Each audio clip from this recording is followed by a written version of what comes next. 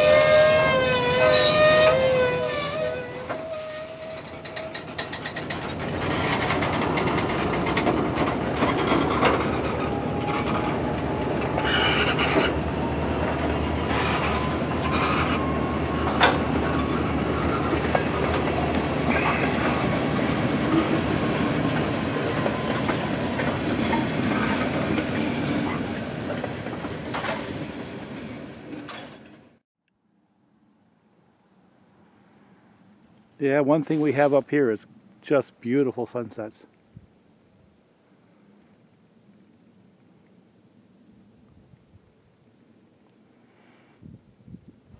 Well, I got the snowblower out today and made a path up to the top of the hill and then up to the hilltop saw shop right there. And came down here, took a couple of passes so I could get some more of that wood right there. So what I'm going to do now is look at the sunset and ask myself, what the heck am I doing out here this time of the evening cutting firewood? Well, it's my exercise, guys. This is what I do for exercise.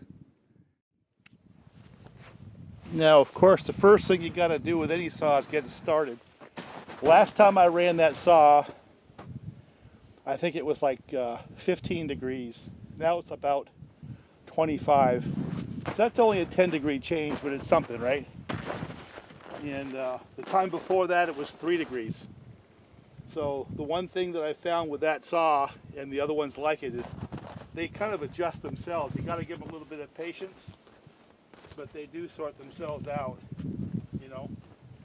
And I don't have to run a screwdriver with those very large changes in temperature.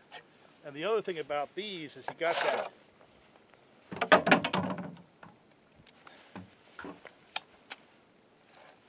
that primer, and that primer really pays off on these things. You know, it flushes the fuel through the carburetor. There's a little bit of water or something like that, it'll flush it right through. And this has been sitting in my truck for a couple of storms now. So, to see how hard it is to get this one started after it's been sitting, probably not quite a week, but a few days, 2 storms. And the last storm blew the snow into the back of my truck and this thing was pretty much covered.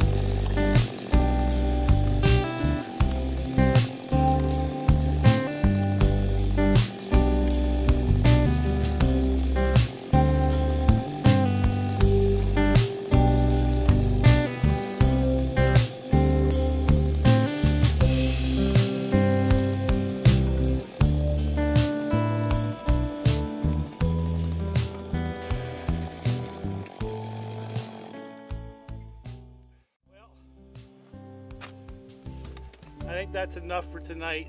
That's a part load. My pickup is full of fuel cans and hydraulic and all that to support my tractor. But that's how come I like Latitude, right there. You know, the one thing about that snow blower is you don't get windrows. You can see where I just cut right into the snow. So yeah, it's 12, 15 inches deep in some places and a couple of feet in others. But it would be so much worse if it was a windrow to the side, because what happens out here is the snow is as deep as the windrows. See, like right there, they're about 18 inches deep right there. And then you get down here a little bit where there's a bank for it to build up a drift. You know, along that bank right there, you're looking at 20 inches, maybe more, 2 feet right there, all along here. And then down in here, it's about up to my waist, maybe a little bit deeper through there. But the snowblower just blows it out.